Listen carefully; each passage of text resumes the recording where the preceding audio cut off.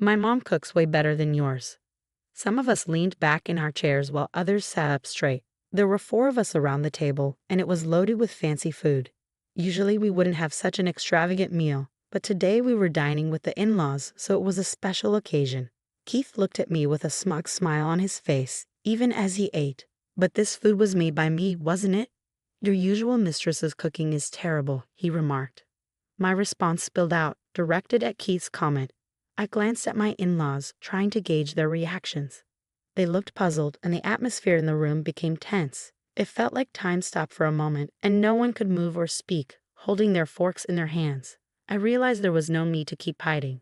I didn't want to continue my relationship with Keith and his parents. I was the only one feeling this bitterness, but I was ready to fight back. I had planned to get back at Keith during today's gathering for a while now. That's why I had left our daughter with my parents. I didn't want her to witness this ugly side of me or be affected by it. My goal was to get revenge on Keith, and I was secretly pleased about it. My name is Rachel Davis. I'm 34 years old, and my daughter Nay just started elementary school. I'm your average housewife, living comfortably without any major troubles. Even though I have the means to live luxuriously, I'm not overly greedy. All I want is to be happy with my husband, Keith. On the surface, people might think we're a happy couple. But there's something that's been bothering me. Keith, who turned 39 this year, has been coming home late recently. It's been a norm for him to come home late since we got married. Keith works for a well-known company, and I know he's given important responsibilities. I assume there must be valid reasons for him not coming home early. I've always supported Keith and never accused him of anything, even though he deals with a lot of stress from work. He tries his best for our family, often planning trips for us on his days off. Despite the stress, we've never had arguments like other couples might. I've made up my mind to go somewhere tomorrow. I'd apologize for springing this on you suddenly. It's okay. I understand your situation with your husband. So what exactly do you need me to look into? Timothy asked as we sat on opposite couches, lost in thought. He spread some documents on the glass table in front of me. We have a plan to gather evidence through photos and our staff getting close to your husband, Timothy explained carefully, outlining the details of the plan. If that's the case, I'm on board with this option, I said, pointing to the plan written in the documents and nodding in agreement. At the moment, I was in the city, having visited a detective agency located in a back alley not far from downtown. Timothy Rogers, the detective assigned to my case, sat across from me, dressed in a black suit. Since yesterday, I couldn't shake off the suspicion that Keith might be cheating on me. Turning to a professional detective seemed like the best option. I didn't want to discuss my doubts about my husband with just anyone. But the urge to uncover the truth was stronger, so I explained the events leading up to this point. What does your husband do for work? Timothy inquired. He holds a managerial position in sales at a major corporation, I replied cautiously. He's like a department head. Understood. I won't ask for the company's name right now, Timothy assured me. I don't want to involve unnecessary people in this matter. That's appreciated, I responded. Typically, he works at the sales branch. If he works there, I'd like to know the company's name, Timothy requested.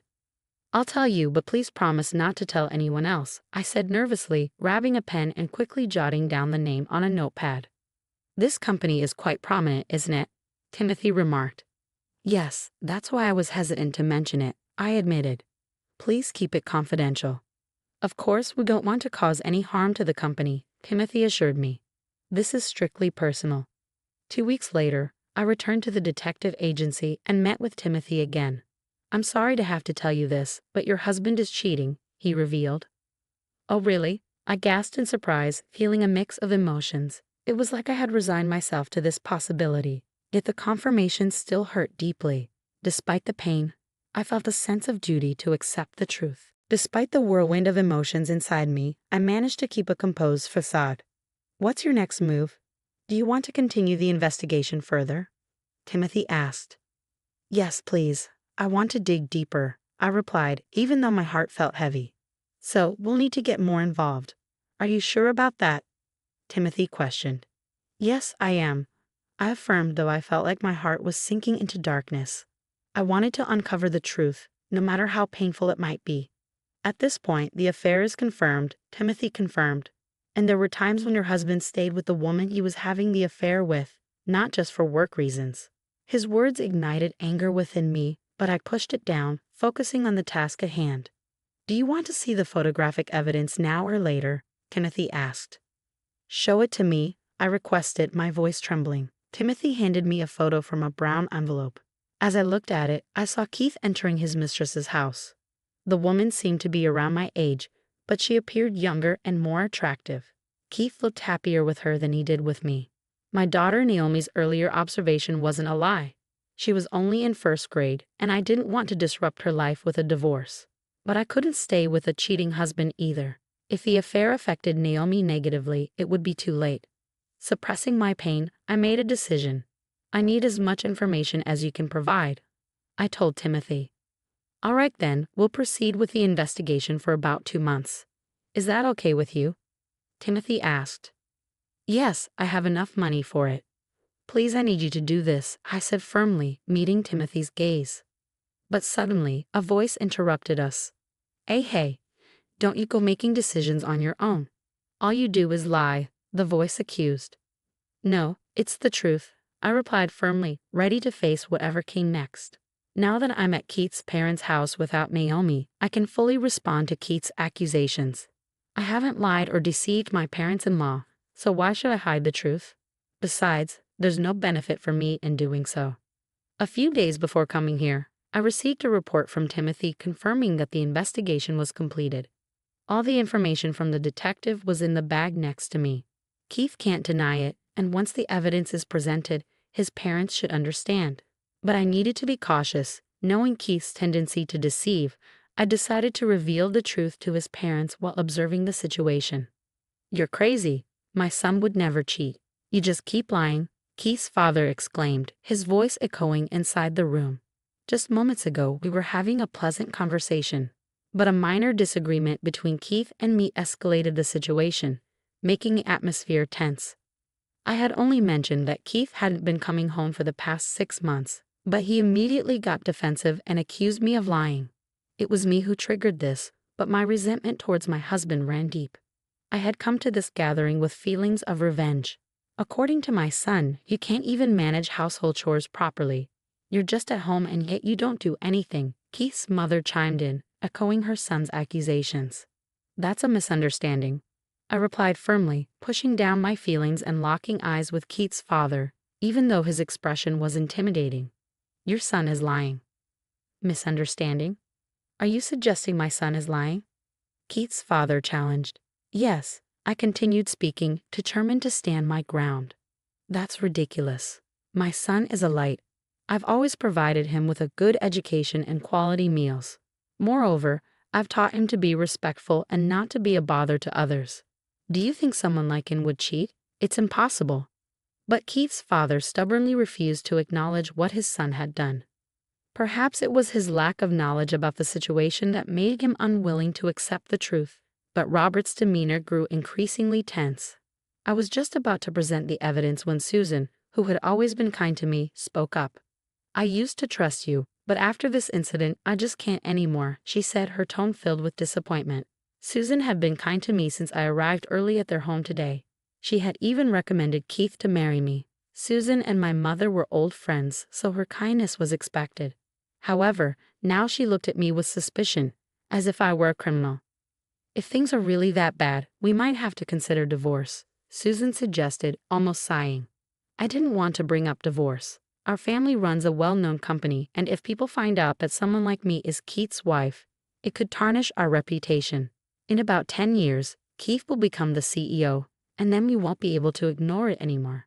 Susan continued, her expression apologetic. And she can't even cook properly for me. That's not true, Keith interjected, defending his mother's accusation. Your cooking tastes bad. In the room where the 4 of us were, Keith arrogantly picked up his fork and began eating. His attitude irritated me even more. Actually, my mom's cooking is way better than yours, Keith laughed, trying to provoke me. But that was made by me though, isn't it? Your usual mistress whose cooking is awful, he added, stunning me with his remark. The atmosphere in the room became tense, and I felt the need to excuse myself. Both sets of parents-in-law looked shocked, their mouths hanging open. Keith also widened his eyes in realization, dropping the grilled fish from his fork. He had set down his fork onto the table. "What do you mean?" Susan questioned, her tone filled with concern. "Just what I said," I replied smoothly.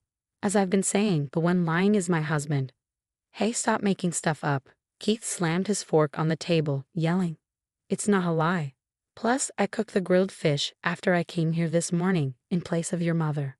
You and your father wouldn't know since you arrived in the afternoon," he added defensively. As I explained, Keith grew even more irritated, his face turning bright red. "Want to see the evidence? If you have it, show it," he challenged, standing up abruptly. "All right, I'll show you then," I responded, taking a more serious tone. "What? No, you must be lying. That's just nonsense," Keith protested, but I remained serious. "Well, anyway, I haven't done anything wrong," Keith muttered quietly, sitting back down. "You know what'll happen if you're lying, right?" Robert shouted, his anger evident. "First off, calm down. Does Rachel really have evidence?" Susan interjected, trying to diffuse the tension. In that moment, Susan was the only one able to think rationally. I reached into my bag and took out an envelope containing photos and a letter-sized paper from Timothy, the detective. Placing them on the table, I could see my husband's face turn pale as he watched my move. "No, it's not like that," Keith protested, desperate to avoid confronting the truth, repeatedly denying it. "What is this? What does it mean?" Robert demanded, visibly agitated. "It's nothing," Keith covered his ears, refusing to face reality. "These photos, who's this person? Don't tell me you've really been cheating," Robert questioned, disbelief evident in his voice. "Yes, that's right. That's why I have these photos taken as evidence. This isn't fabricated. I've also consulted with an attorney," I explained calmly in response to Robert's remarks. "If we decide to divorce, it'll be handled according to the law," I stated without hesitation. I harbored a deep-seated intention to make Keith pay for his actions. This could tarnish my company's reputation. Robert's voice grew weak, the earlier momentum now a distant memory. "What's the truth?" Susan asked, her tone filled with concern. Keith covered his face with both hands, unwilling to accept reality. However, he could no longer avoid the undeniable truth. Slowly, his distressed expression began to show, indicating his struggle to regain composure. "All right, I'll talk," Keith finally said, slumping as if exhausted. I cheated, but it's not entirely my fault."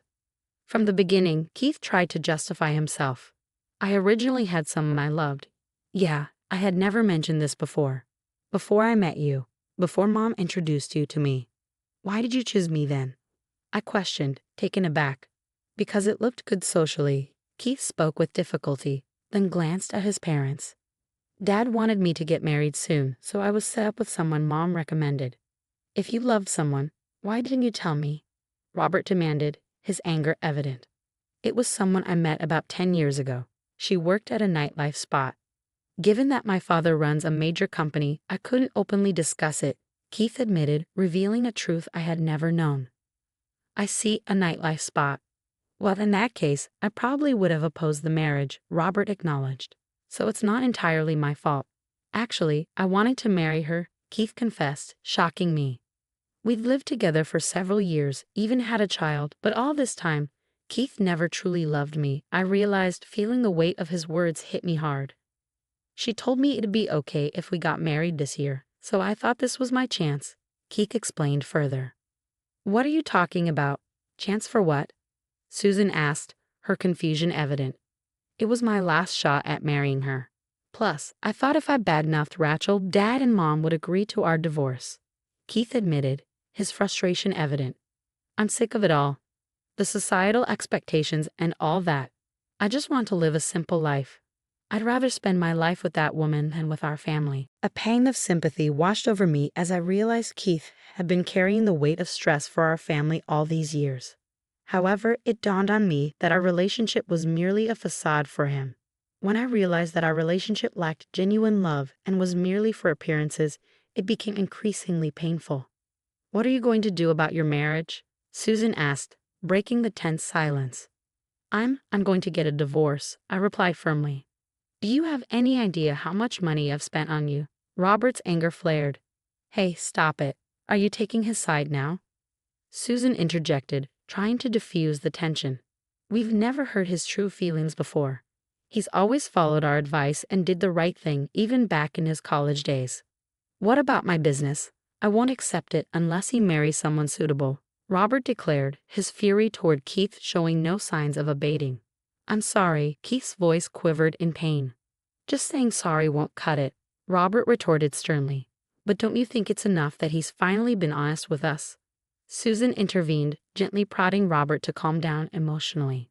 I'm getting a divorce, so I'll be taking over my company. What is your answer? Robert asked Keith with an angry expression.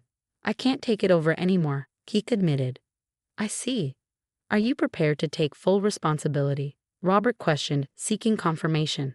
It might be tough, but I'll figure something out, Keith replied. Do as you please. I won't say a thing. From today, you're no longer part of this family. Remember that, Robert declared, leaving the dining table in disbelief. I'm truly sorry, Keith expressed deep regret to me, begging for forgiveness. But no matter the circumstances, I couldn't forgive Keith for upending my life. I was set on getting a divorce and planned to seek child support. Otherwise, I wouldn't be able to suppress my feelings of resentment. I called the attorney I had spoken with earlier that day, and the divorce proceedings with Keith began the next day. A few months have passed since then, and although I can't live as comfortably as before, I believe my life has improved. I feel better about my current situation. Mom, I'm off. Be careful, honey, I called out as Naomi headed off to school. Now in the second grade, she was growing up fast. As a single mom, I had to start working again. But it was still better than living with Keith, who had no love for us. After ensuring Naomi was safely off to school, I headed to work. The company I work for is managed by my father-in-law. I reconciled with my parents-in-law, and they've been a great support, helping me in various ways. Through their assistance, I was able to join my current company. However, I didn't know what had become of Keith after the divorce. He went to the person he had an affair with and never returned home. Keith had always had a decent amount of money, so the child support was paid promptly. Later on, through grapevine, I heard of someone resembling Keith wandering the streets at night alone, looking haggard with a pained expression. I didn't dwell on it. Whatever happened to a man who lost everything didn't matter to me now. My duty was to work hard for Naomi, letting go of the past. I took the first step into a new life.